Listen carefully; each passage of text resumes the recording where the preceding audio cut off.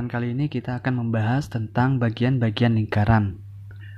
Di sini sudah ada gambar lingkaran, ada titik di tengahnya, kemudian ada keterangan A, B, C, dan D ya.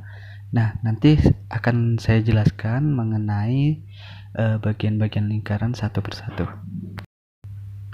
Yang pertama adalah titik pusat. Titik pusat ini adalah titik yang berada pas di tengah lingkaran, di mana jarak antara titik ini itu sama dengan jarak semua titik-titik yang ada pada tepi lingkaran. Kita beri titik di tengahnya, kita kasih keterangan titik O. Nah, titik O ini adalah titik pusat. Kemudian yang kedua adalah diameter. Nah, di bawah sudah ada gambar lingkaran ya. Di tengahnya kita beri titik pusat, kita beri keterangan titik O ya.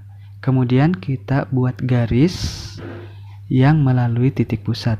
Kita beri keterangan di sini titik A, di atas titik C. Nah, garis lurus antara titik A ke titik C itu disebut sebagai diameter. Yang ketiga adalah jari-jari. Jari-jari lingkaran adalah besaran panjang yang dihitung dari titik pusat lingkaran dengan sembarang titik pada tepi lingkaran.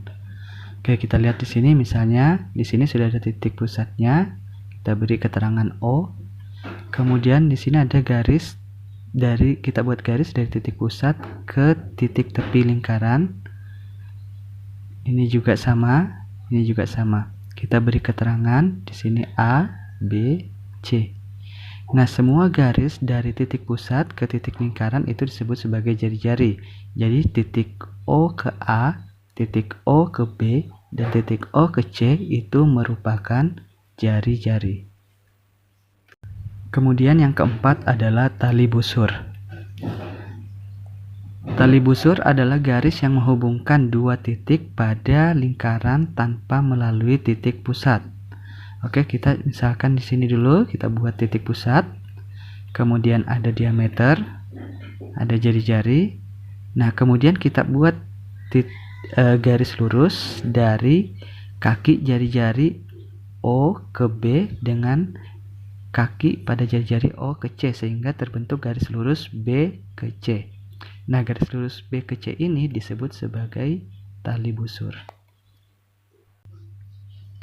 Kemudian berikutnya adalah apotema. Apotema adalah bagian lingkaran berupa garis penghubung yang paling pendek yang menghubungkan antara tali busur dengan pusat lingkaran. Coba kita lihat di gambar. Kita buat titik pusat.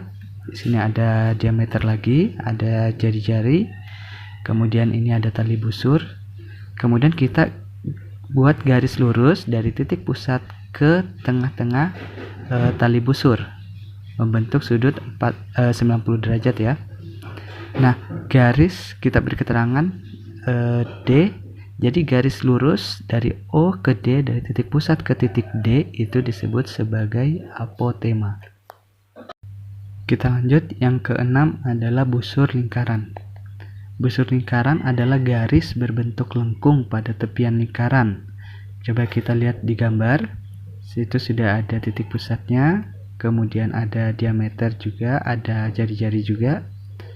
Nah, kemudian garis lengkung A ke B, garis lengkung B ke C, garis lengkung A ke C itu disebut sebagai busur ya. Jadi semua garis lengkung antara dua titik itu disebut sebagai busur. Kita lanjut ke yang ketujuh ya. Yang ketujuh adalah juring. Juring lingkaran sendiri adalah potongan atau bagian dari luas lingkaran. Jadi, juring adalah luasan yang dibatasi busur dengan dua buah jari-jari. Kita lihat pada gambar sudah ada titik pusat, jari-jari, dan juga diameter ya. Kemudian di situ ada ruang yang diarsir. Ruang yang diarsir ini adalah juring. Ya, jadi juring tadi itu adalah luasan yang dibatasi oleh busur dengan dua buah jari-jari. Kita lanjut ke bagian terakhir lingkaran, yaitu yang ke-8 adalah tembereng. Oke, di sini sudah ada gambar lingkaran, ada titik pusat, ada diameter, ada jari-jari, kemudian ada tali busur. Nah, tembereng itu sendiri adalah luasan pada lingkaran yang dibatasi oleh sebuah busur dan tali busur. Bentuknya mirip dengan lampung kapal ya.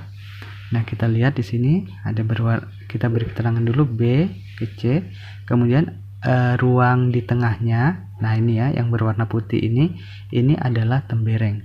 Jadi diingat bahwa tembereng itu adalah luasan atau daerah antara tali busur dengan busur lingkaran itu sendiri.